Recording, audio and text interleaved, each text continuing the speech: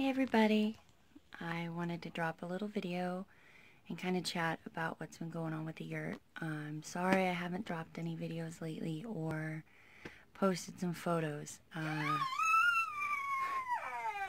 Ronan says good morning. We've been crazy the last, well, forever, but it got to a whole nother extreme when it came to building this yurt. And then we went out of town for a little while, and so we just got back and actually spent our first night in the yurt last night, which was amazing. You know, when you start on a journey like this, you know it's going to be hard. You know it's going to be really tough. But you don't know how tough it's going to get and how real. You know, there's a saying I've heard somewhere about, you know, if you build a house with somebody, then you're probably together for the long haul, something like that. If you build a yurt with somebody, you really can make it through almost anything. The company we went through, Fortress Yurts, has been amazing, and the yurt that they made is beautiful, and it turned out awesome, and I have real windows, and I have real doors, so it really does feel like a home instead of just a giant tent. You know, we were on a timeline because once you get this thing started, you can't really leave it too long in between, especially with monsoon season out here, because it's made out of wood and canvas and tent, and you don't want that stuff getting a mess. So we were going out of town, and we had a little less than a week, and it usually takes 4 guys with a foreman who knows what he's doing about 4 days. 3 to 4 days to build one. TJ and I built it in 6. Unfortunately, we had Uncle Mark come up and help us uncrate everything and help with blowtorching the floors, and we were a little late on that. And we went to uncrate everything, and there were no instructions, which was a huge bummer because we actually had help. And it is what it is. We moved forward. We took the day. We got stuff accomplished. And then the next day, it was TJ and I and the kids, and we just kind of bit the bullet and just did it. We just figured out where we wanted the front door, framed it in. It comes with all the pieces, but you still got to figure out, you know, how you want it and where you want it.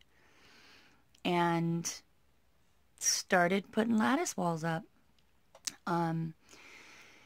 Figuring out what height they are when they're evenly spaced, and I mean it definitely took us a lot longer without instructions to do it than if we would have, but we did it, and that was on Sunday. And then Monday we Kate, the lady over there, is amazingly helpful, and I got a hold of her first thing, and she got us instructions, and we felt really good because we didn't screw anything up. We were actually doing okay. You know, you put the lattice, you figure out where your doors and windows are going to kind of go. You put your lattice up to the right height. You put the door and window frames in, and then you put a cable all along the top of the lattice work. And that's kind of your tension. That's what holds the whole thing sort of together. And then from there, you take this big wooden ring and you lift it up on the risers, the scaffolding, and you plug beams into it and then hook the beams into the cable, sort of evenly spaced, you know, like 12 o'clock, 6 o'clock, 3 o'clock, 9 o'clock on a clock face, and then in between of that you fill it in. And that's crazy hard, especially those first 4. I'll tell you what, I mean, it took us a while, and TJ just hustled and busted butt to get that done.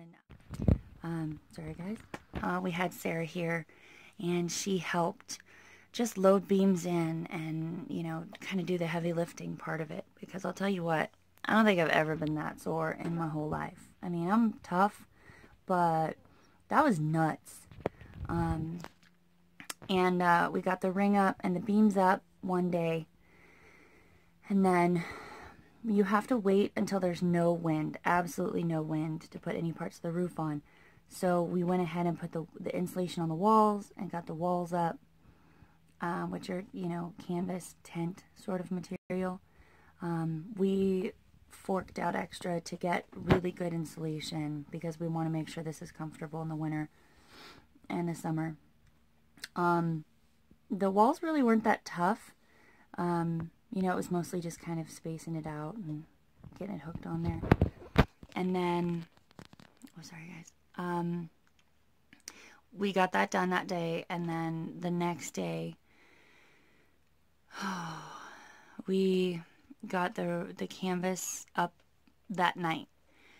We tried doing it during the day, and the wind was just not our friend at all. It's a giant sail, you know. There's a reason they put it on sailboats, because it holds the wind and gusts, and it was like the hardest CrossFit I can imagine, trying to hold this huge 20-foot piece of canvas against the wind. I mean, TJ and I both came in the house and just kind of fell apart for a little while.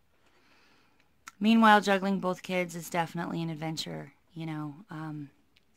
Pack and plays, and lots of toys and distractions, and like that. So we got the canvas on. Just kidding. I'm gonna have to go handle that beast. Hey there. So, crisis averted. Ronan's fine. So I was talking about when we got the canvas on, the next step is to put the insulation on the roof, and that was a really big nightmare. It's 4-foot strips that are cut and taped together.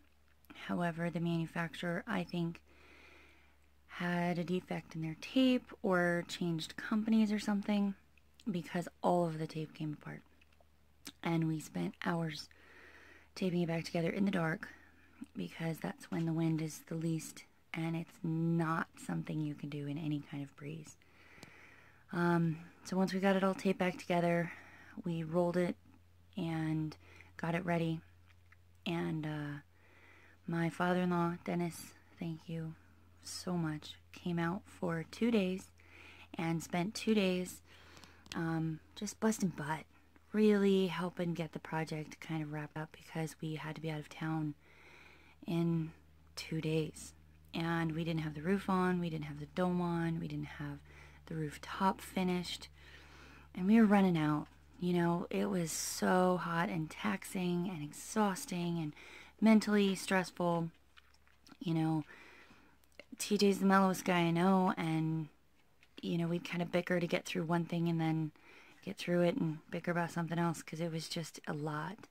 And so with Dad's help, we got, TJ and I got the insulation on, and then Dad and him had to get up on the scaffolding and lift what basically equates to like the ginormous, monstrous air mattress up through the center hole, and then unroll it onto the roof. And it's real thick vinyl.